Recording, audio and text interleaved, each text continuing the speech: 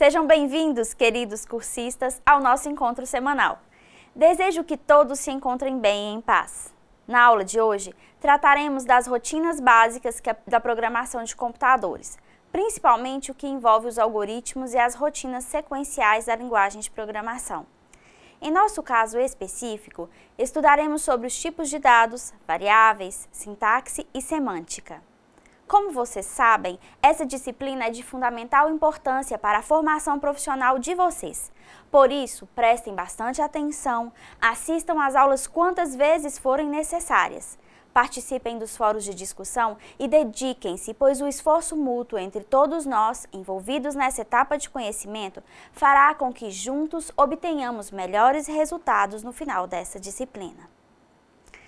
Para compreendermos melhor o que estudaremos na aula de hoje, vamos relembrar sobre constantes e variáveis.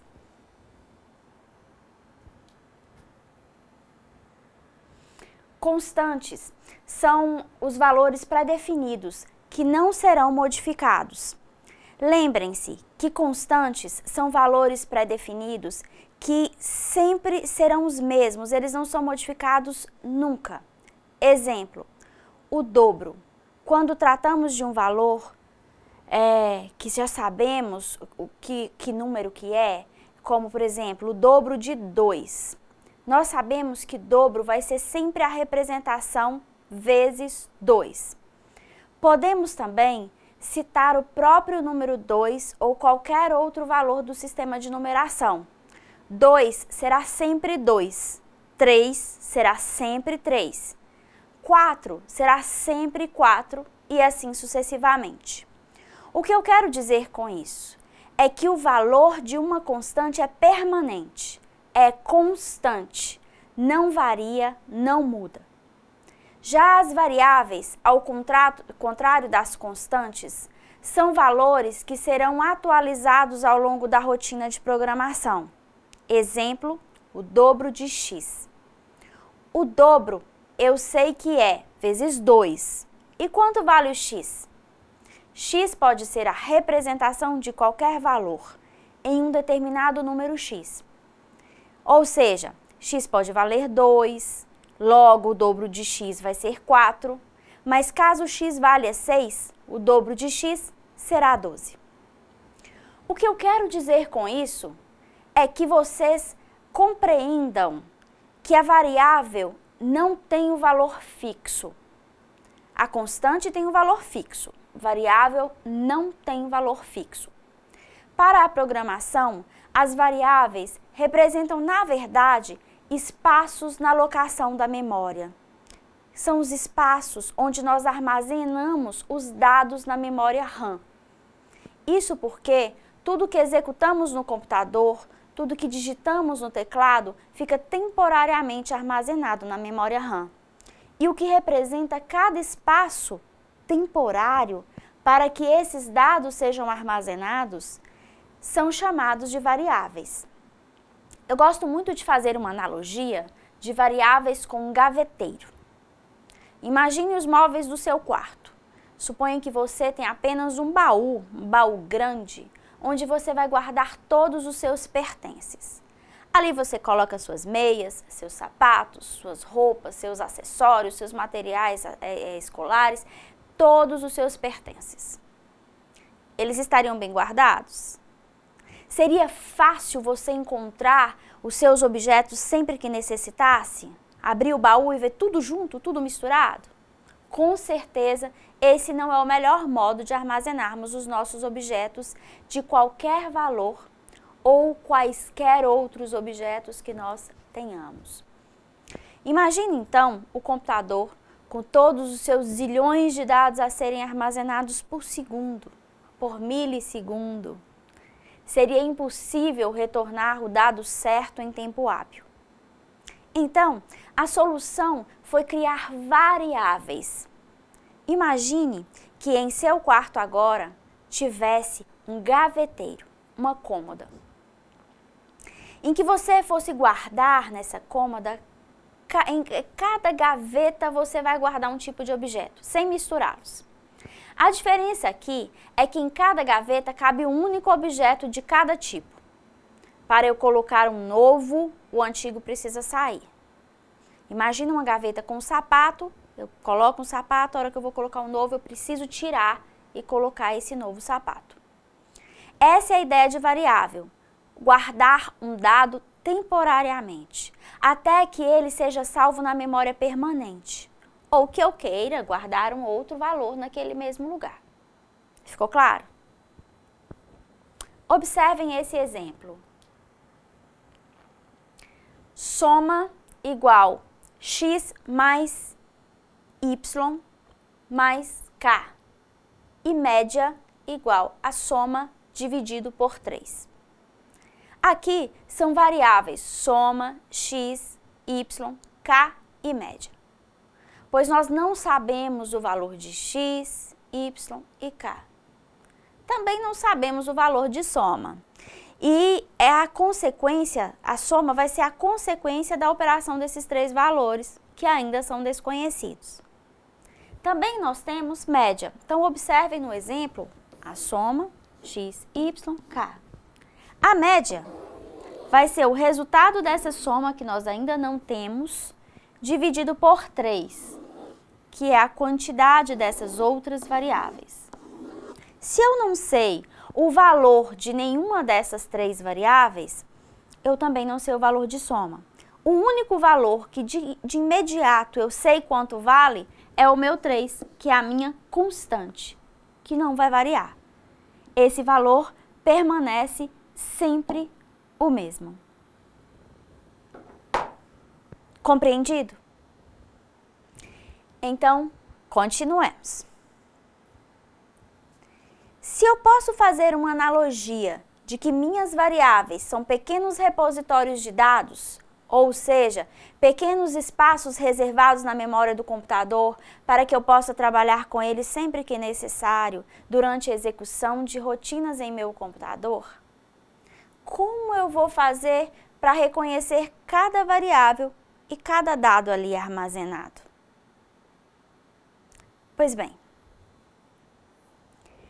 essas variáveis recebem nomes, também chamados de identificadores de variáveis. Cada variável recebe um nome e existem regras para a definição desses nomes. Outro ponto importante é que não podem haver variáveis homônimas com o mesmo nome. Cada nome de variável deve ser único. Único em toda a estrutura que nós estivermos utilizando. Observem as regras.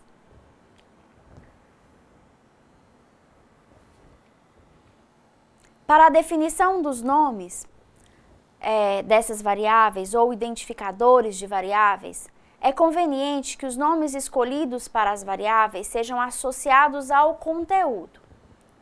Então, imagine que eu vou guardar o nome de uma pessoa, a variável pode ser nome. Então, essa é a minha regra número 1. Eu tenho sempre que guardar o nome. A idade eu posso colocar como idade. Eu consigo perfeitamente entender, compreender que a idade que eu guardei ali dentro, se o nome da variável eu coloquei como idade, eu tenho sempre eu posso colocar um nome parecido. Eu vou colocar o nome de uma pessoa, eu chamo a variável de nome. Eu vou colocar a idade de uma pessoa, eu chamo a variável de idade. Outra regra é que o primeiro caractere deve ser sempre uma letra qualquer, uma letra A, B, C, qualquer letra do meu alfabeto, ou o underline, tá? O underline é um traço baixo na linha, parece um hífen, entretanto ele vem baixo na linha. Ele está aqui nesse exemplo, olha. Uma outra regra é que não são permitidos espaços em brancos ou caracteres especiais. No nosso exemplo, eu coloquei aqui para vocês arroba, cifrão, porcentagem, mais, menos, exclamação. Também eu não poderia colocar nenhum outro tipo de caractere, como o parênteses, o ponto e vírgula, acentuação. Então, esses caracteres não podem de modo algum fazer parte do nome de uma variável ou de qualquer outro identificador nas rotinas de programação. Para tanto, os nomes devem ser formados por caracteres pertencentes a um conjunto. E esse conjunto refere-se ao conjunto do alfabeto de A até Z minúsculos, de A até Z maiúsculos, os dígitos de 0 a 9, os dígitos numéricos de 0 a 9 e o underline, que eu já disse antes. Por fim, a última regra é que não se deve usar palavras que sejam representações de comandos de linguagem de programação. Um exemplo aqui que eu vou dar para vocês é que eu não posso usar, por exemplo, uma palavra início na linguagem Pascal, por exemplo, é begin. Eu não posso usar aqui nesse exemplo. Se eu for usar um comando tipo case, que participa de várias linguagens de programação, é uma palavra reservada à linguagem. Então, eu não posso, em hipótese alguma, dar nome à minha variável de uma expressão ou um comando válido para a linguagem. Agora observe os nomes válidos e inválidos para a formação de identificadores de variáveis, ou seja, a formação dos nomes das variáveis. Eu coloquei para vocês uma lista e aí eu vou trabalhar com as listas usando o verde para as possibilidades possíveis e vou fazer umas marcações vermelhas nos nomes inválidos das variáveis. Observa aqui, eu tenho aqui os meus nomes válidos para as variáveis. Nesse caso, eu tenho uma variável chamada precototal. Essa variável, ela está totalmente bem organizada, porque eu sei que eu estou trabalhando um valor que representa um preço total de alguma coisa, um valor total de qualquer situação que o usuário queira trabalhar. Eu não tenho cedilha, então eu não tenho caractere especial, não tenho símbolo, tá vendo? Meu preco está sem a minha cedilha.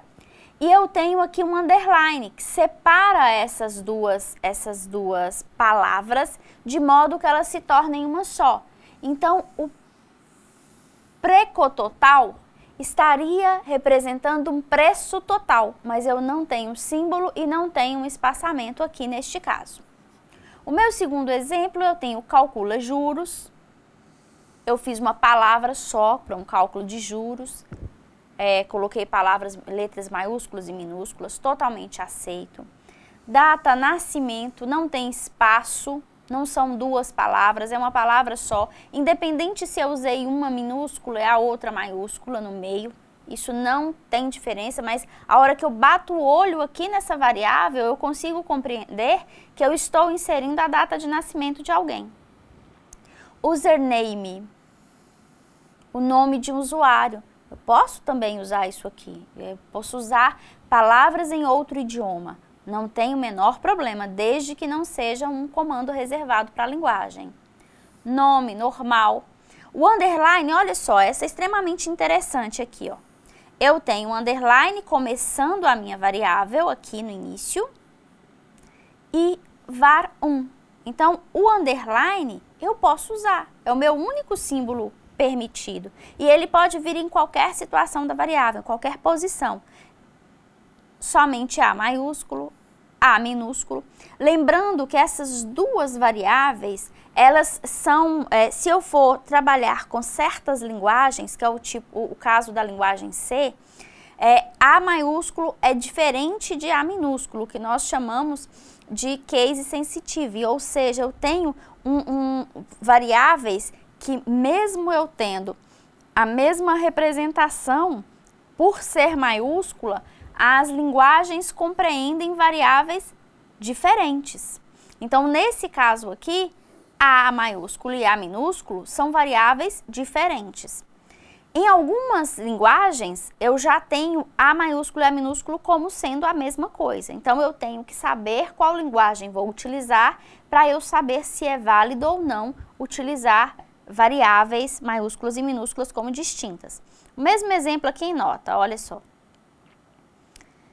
X5, observa que o X vem antes, a letra do alfabeto vem antes, então começa com um caractere alfabético, não começa com número. A32, N1 e nota 1. Então, eu não tenho nada começando aqui com valores numéricos, por isso isso me é possível. Agora vamos aos nomes inválidos para variáveis. Observa aqui, o usuário queria criar um resultado de base vezes altura. E aí criou um equívoco, porque colocou um símbolo de multiplicação. Isso anula totalmente a variável. Poderia ser um junto, como nós fizemos anteriormente, colocar base, altura junto. Isso aqui seria possível. Agora, colocar base vezes altura com o operador é totalmente errado. Não funciona. Preco total. Olha só, colocou preco, certo, não colocou o símbolo aqui, entretanto, colocou um espaço. Isso inviabilizou totalmente o uso da variável. Preço com cedilha. Aqui começou com caractere numérico, não pode. Aqui começou com um caractere literal, entretanto, também tem um espaço, não pode. X dividido por Y, o barra é um caractere e um operador, não pode. Prova espaço 2N. Observem que o espaço são os erros que mais são verificados na construção de variáveis. Nota 2, colocou-se parênteses, errado. Case, como eu falei com vocês anteriormente, case é inválido porque é uma palavra reservada à linguagem. Então, case aqui não pode ser usado. Um número, 235 ou dígitos numéricos, não pode. @ig, não pode. Aqui nós temos uma barra, isso aqui é um i dividido por 5, vezes 9, não pode. E else, que também é uma palavra reservada à linguagem, também não pode. Esses são os conjuntos de variáveis, nomes válidos e nomes inválidos para variáveis. Nós faremos outros exemplos para que vocês consigam visualizar a diferença entre essas possibilidades. Já sabemos a forma correta de nomearmos uma variável. Mas o que devemos armazenar dentro delas? Você falou o tempo todo em dados, professora, e até agora não me explicou de fato o que são dados. Pois bem, dados são os elementos básicos armazenados no computador. Esses dados, quando isolados ou antes de serem processados pela máquina, eles não têm nenhuma significação, ou seja, eles não têm significação própria. Exemplo, eu chego aqui e falo para vocês 25. Um número sem contexto, 25. Cada um de vocês vai imaginar uma coisa. É o dia do aniversário dela, é o número de degraus que ela sobe todos os dias, é o número de sua casa, é a senha do banco. Ou seja, sem contexto, sem sentido. 25, solto, não tem contexto, não tem sentido. Para melhorar a contextualização desses dados, eles foram divididos, criou-se uma divisão de tipos. Então, existem 3 tipos básicos de dados: o numérico, o literal e o lógico.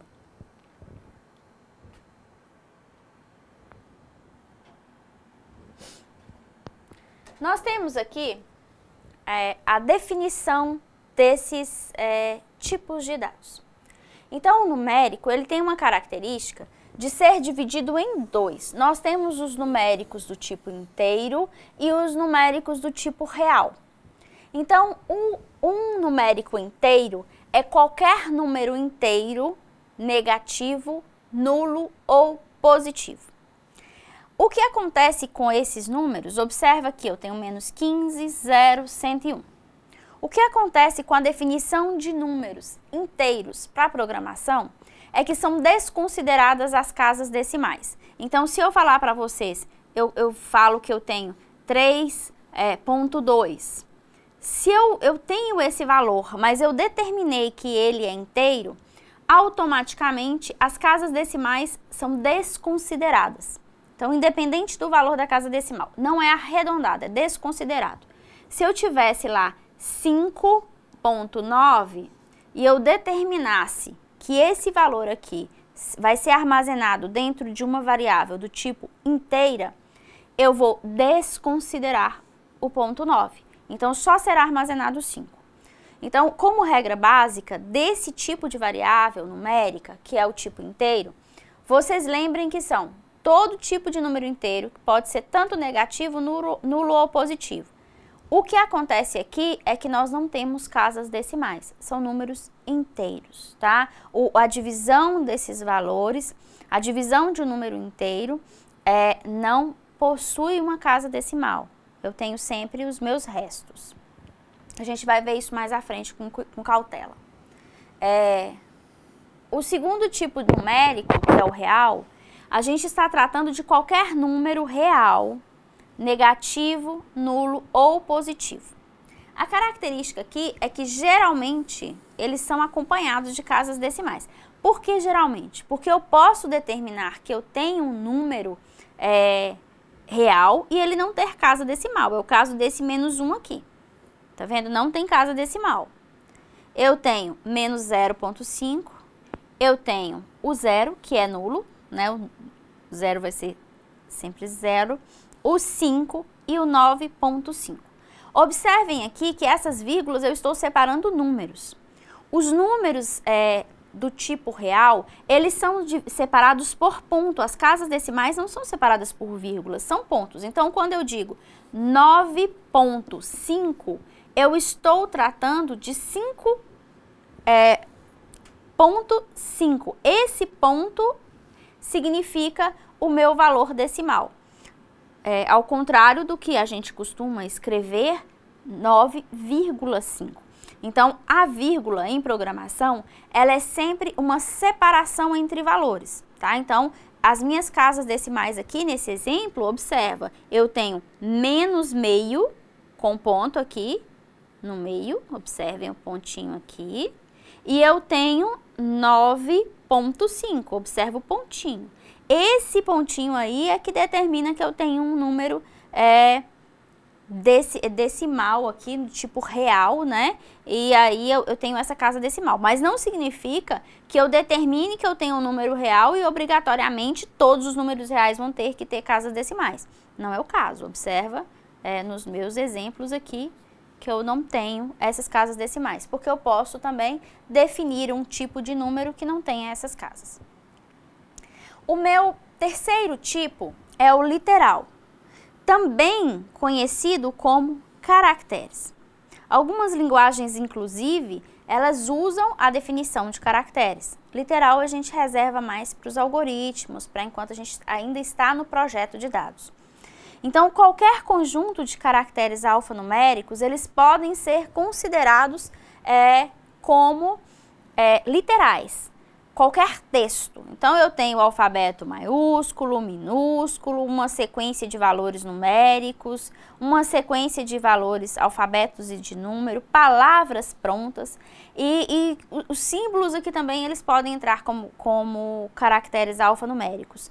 Então, se eu fosse escrever lá um valor qualquer, como por exemplo, se eu fosse escrever o E meio. Se eu estou considerando que isso aqui é um valor literal, eu posso colocar os meus símbolos normalmente, porque eu não estou tratando de nome de variável, eu estou tratando de dado, o que eu guardo dentro da variável. Então, eu quero que vocês observem que nome de variável eu tenho as regras básicas. O que eu guardo dentro delas, se é literal, eu posso colocar a escrita de qualquer maneira. Eu posso colocar símbolos à vontade porque é literal. Agora tem uma outra regra básica que vocês devem ter observado. Nos valores literais, eles são acompanhados de aspas. Então, tudo que está dentro de aspas, eu já sei que é literal. Então, esse valor aqui, por exemplo, tem aspas, olha só. Então, de cara, eu sei que ele não é 123. Ele é um conjunto de caracteres 1, 2, 3. Então, todas as variáveis do tipo literal ou caracteres serão acompanhados de aspas. No caso, podem ser aspas simples ou aspas duplas, depende da forma com que a linguagem trata esses elementos, certo? Então, no meu e-mail aqui, como é um texto, um dado que estará sendo armazenado dentro de uma variável qualquer, eu posso sim usar o símbolo que eu quiser. O último tipo de dado que eu posso usar é o tipo lógico. Esse tipo lógico, ele refere-se aos valores binários. Como vocês sabem, o computador, ele guarda sempre os valores, os dígitos binários, 0 ou 1. E esse 0 ou 1, eles representam também, o falso e o verdadeiro. Então, eu tenho 0 para falso, 1 para verdadeiro. Quando eu trato variáveis de valor binário ou de lógica booleana, eu estou tratando basicamente de um valor falso ou um valor verdadeiro. O que é isso? Eu vou verificar se uma situação pode ser estar ligada ou desligada. Eu também tenho essa opção. Uma forma de vocês verem isso muito claramente nesses valores lógicos, a gente usa muito em dispositivos eletrônicos. Então, se vocês forem no computador de vocês, a maior parte dos computadores tem sempre um botãozinho de ligar e desligar. Geralmente, ou tem 0 e 1 assim, 0 e 1 no botão, desenho do botão aqui, ou então vai ter uma chavinha assim, ó, 0, 1. O que é isso? É um valor lógico. Eu estou dizendo que o dispositivo está ligado quando está com 1 ativado ou desligado quando eu tiver com o 0 ativado. Lá no celular de vocês, dá uma olhadinha lá no celular, vai ter um botão com essa representação aqui. É a nossa representação de ligado e desligado. Quando o 0 está desativado, está desligado, quando o 1 está ligado. Essa é a forma mais simples, mais básica, mais direta que vocês conseguem fazer a associação deste valor. Lembra quando eu fiz a analogia do gaveteiro? Na gaveta de sapato, eu vou guardar apenas sapatos. Na gaveta de meias, eu guardarei apenas meias. Na gaveta de camisas, eu guardarei apenas camisas. O mesmo acontece com essas variáveis. Em uma variável do tipo numérica, não se armazena um dado do tipo literal. Nem em uma variável do tipo lógico se armazena uma variável do tipo numérico. E enquanto uma variável literal, tudo que eu armazenar ali será texto. Caso eu armazene o número 12, ele reconhecerá 2 caracteres distintos, 1 e 2, isoladamente, e não o número 12. Neste caso, isso vai impedir que qualquer operação seja realizada. O 12 passa a ser texto e não o número. E quando nós manipulamos essas variáveis em um código, em um algoritmo, nós precisamos seguir regras específicas para escrevê-las. Observe no slide. Esse é um slide que define a sintaxe da declaração de variáveis. Nessa sintaxe de de definição de variáveis, nós conseguimos observar aqui vários pontos importantes. Eu vou começar pela sintaxe simples. A sintaxe é, eu faço uma chamada de variável. Então, eu estou dizendo, variáveis, quais são vocês aqui? Quais de vocês vão me permitir trabalhar na memória do computador nesse instante? Então, todas as vezes que eu chamo uma variável, eu preciso dizer o tipo dela e o nome. O tipo nós sabemos, o tipo pode ser numérico, literal ou lógico. Então, um desses três tipos vai ter a variável. E esse nome aqui é o nome da variável que eu vou usar. Então, observa como eu trabalho isso dentro de um algoritmo. A gente vai ver isso na próxima aula, a gente já vai começar a trabalhar com essa realidade, com esses conceitos básicos, e vocês vão começar, já vão ter o conhecimento disso, vai ficar muito mais fácil.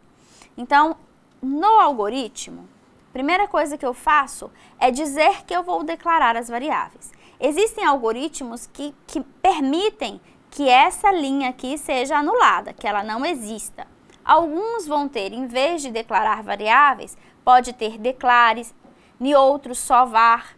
Varia do autor do algoritmo, que isso é permitido. O algoritmo, para que fique um pouco mais compreensível nesse instante, o algoritmo é como se nós tivéssemos uma receita de bolo, a receita dos passos que seguiremos. Então, nesse caso, é como se eu tivesse criado instruções que posteriormente vão virar um código de linguagem de computador. Então, observem.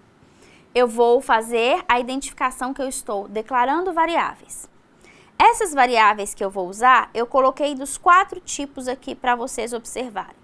Primeiro, eu usei uma variável literal aqui. E essa variável literal, eu chamei, o nome dessa variável é nome _ cliente. Então, eu tenho o tipo é literal. O nome da variável é nome cliente.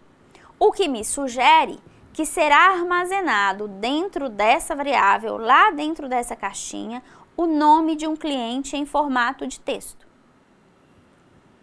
O meu outro exemplo, eu tenho aqui uma variável que é do tipo inteiro. E eu estou chamando ela, o nome dessa variável é idade. O que me sugere que eu estarei armazenando aqui dentro a idade de uma pessoa. O meu terceiro exemplo, eu tenho uma variável do tipo real. Um salário. Por que eu decidi que a minha idade é inteiro e o meu salário é real? Suponhamos que esse meu cliente aqui chame João da Silva. Ele tem 22 anos e o salário dele é R$ 3.479, R$ 3.479,22. Os centavos determinam casas decimais, logo eu tenho aqui um valor real. Então, quando eu uso os valores reais, você pode perguntar, professora, onde eu vou usar o real? Sempre que eu tenho casas decimais. Unidade de medida, valor monetário, sempre que eu preciso de casas decimais, eu uso o tipo real. Por fim, eu tenho uma variável lógica. E aí eu coloquei aqui situação. Observa, também na construção das minhas variáveis, que eu coloquei salário sem acento e coloquei situação sem a cedilha e sem o tio. Isso por causa da minha regra de formação de variáveis. Lembra delas, não pode esquecer nunca, tá? Não pode errar nisso aqui. Isso compromete todo o nosso estudo se vocês se esquecerem desses pontos importantes. Então, essa variável lógica que eu disse situação, isso aqui pode ser uma situação ligado ou desligado, permitido ou bloqueado, abre e fecha.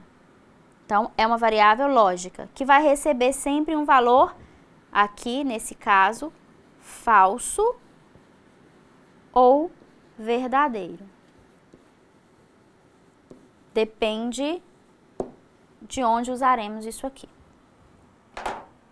O meu outro exemplo é um exemplo em linguagem C, ou seja, em linguagem de programação. Vou usar o azul. É o meu exemplo em linguagem de programação. E nesse exemplo aqui eu vou usar a linguagem C.